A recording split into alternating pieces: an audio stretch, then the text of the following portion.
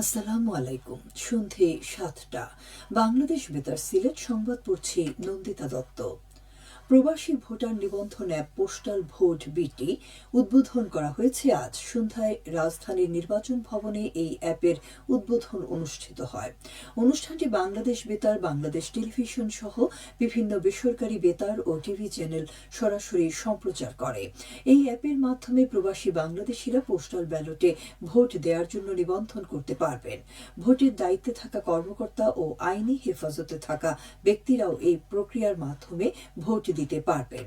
এজন্য আগেভাগে postal vote BD অ্যাপে নিবন্ধন করতে হবে। আগামী ত্রয়োদশ জাতীয় সংসদ নির্বাচন উপলক্ষে চূড়ান্ত ভোটার তালিকা প্রকাশ করেছে নির্বাচন কমিশন। তালিকা অনুযায়ী ভোটার সংখ্যা ১২,৭৫,৯৫,১৮৩ জন। আজ নির্বাচন ভবনে সাংবাদিকদের এই তথ্য জানান নির্বাচন কমিশনের সিনিয়র সদস্য সচিব আক্তার আহমেদ। তিনি বলেন, গত ৩১শে অক্টোবর পর্যন্ত যাদের বয়স ১৮ হয়েছে তাদের নিয়ে ভোটার তালিকা প্রস্তুত করা হয়েছে। চূড়ান্ত ভোটার তালিকায় পুরুষ ভোটার ৬,৪৮,১৪,৯০৭ জন এবং মহিলা ভোটার ৬,২৮,৭৯,০৪২ জন। এছাড়াও তৃতীয় লিঙ্গের ১,২৩৪ জন ভোটার রয়েছেন। সিলেট বিভাগীয় কমিশনার খান মোহাম্মদ রেজাউন নবী বলেছেন, নতুন বাংলাদেশের অন্যতম কারিগর যুব সমাজকে রক্ষার জন্য মাদকের আগ্রাসন রুখে দিতে হবে। তিনি আজ বিভাগীয় কমিশনার কার্যালয়ে চোরাচালান প্রতিরোধ সংক্রান্ত বিভাগীয় আঞ্চলিক টাস্ক ফোর্স কমিটির সভায় সভাপতির বক্তব্যে কথা বলেন। বিভাগীয় কমিশনার বলেন, শিক্ষা প্রতিষ্ঠান এবং ধর্মীয় উপাসনালয়ে মাদকের কুফল সম্পর্কে সচেতন করার পাশাপাশি মাদক বিরোধী আন্দোলন বেগবান করতে হবে। সভায় ঊর্ধ্বতন সরকারি কর্মকর্তা সহ টাস্কফোর্স কমিটির সদস্যবৃন্দ উপস্থিত ছিলেন।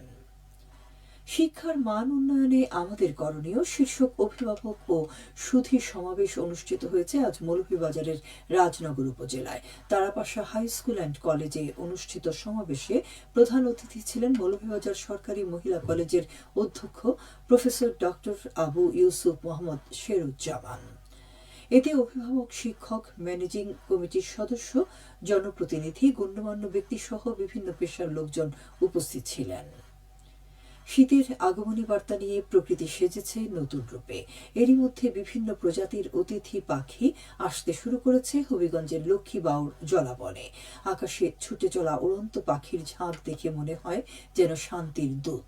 প্রতিদিন বিকেলে জলাবনের গাছপালায় অতিথি পাখিরা উৎসবে মেতে ওঠে। কিচিরমিচির শব্দে মুখরিত হয় চারদিক। সিলেটে গত ২৪ ঘণ্টায় ১০ জন ডেঙ্গু রোগী শনাক্ত হয়েছে।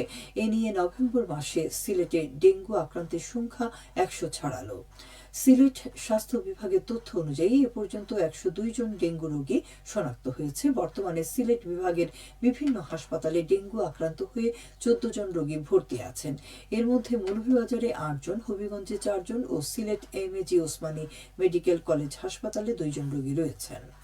সিলেটের জকিগঞ্জ সীমান্তে বিপুল পরিমাণ ভারতীয় মাদকদ্রব্য জব্দ করা হয়েছে। আজ ১৯ বিজিবির টহল দল সরিষাকুড়ি এলাকায় অভিযান চালিয়ে এগুলো জব্দ করে, যার বাজার মূল্য প্রায় ৫৭ লাখ টাকা। এদিকে বিয়ানীবাজারে বিজিবির অভিযানে অবৈধ কাঠ সহ একটি ট্রাক জব্দ করা হয়েছে।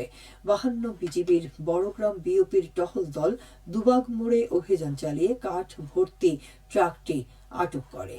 এছাড়া ২টি মোবাইল ফোনও জব্দ করা হয়। জব্দকৃত মালামালের মূল্য প্রায় ৫৮ লাখ টাকা। এবারে শুনুন কৃষি সংবাদ। সিলেটের জৈন্তাপুরে সরিষা সহ বিভিন্ন রবি ফসলের আবাদ বৃদ্ধির লক্ষ্যে ক্ষুদ্র ও প্রান্তিক কৃষকদের মাঝে বিনামূল্যে বীজ ও সার বিতরণ করা হয়েছে। আজ উপজেলা পরিষদে আয়োজিত অনুষ্ঠানে ৪০০ কৃষককে ১ কেজি করে সরিষার বীজ ও ২০ কেজি সার প্রদান করা হয়। এদিকে বোরো মৌসুমে সুনামগঞ্জের তাহিরপুরে ক্ষুদ্র ও প্রান্তিক কৃষকদের মাঝে বিনামূল্যে হাইব্রিড ধানের বীজ বিতরণ করা হয়েছে। উপজেলা পরিষদে প্রায় ১৫০০ কৃষককে এই বীজ প্রদান করা হয়। এর ফলে কৃষি উৎপাদন বৃদ্ধি এবং ক্ষুদ্র কৃষকদের উৎপাদন ব্যয় কমানো সম্ভব হবে বলে আশা করা যাচ্ছে। সবশেষে আবহাওয়া। রাত 1টা পর্যন্ত পূর্বাভাসে বলা হয়েছে সিলেট সহ পার্শ্ববর্তী এলাকায় আজ কোনো সতর্কবাণী নেই এবং কোনো সংকেতও দেখাতে হবে না। আজ সিলেটের সর্বোচ্চ তাপমাত্রা ছিল 30.8 ডিগ্রি এবং সর্বনিম্ন 17.4 ডিগ্রি সেলসিয়াস। বাতাসের আর্দ্রতা ছিল সকালে 50 এবং সন্ধ্যায় 69%। আগামীকাল সিলেটে সূর্যোদয় হবে 6টা 12 এবং অস্ত যাবে 5টা 3। সংবাদ শেষ হলো। পরবর্তী স্থানীয় সংবাদ প্রচারিত হবে আগামীকাল সকাল 8টা 10।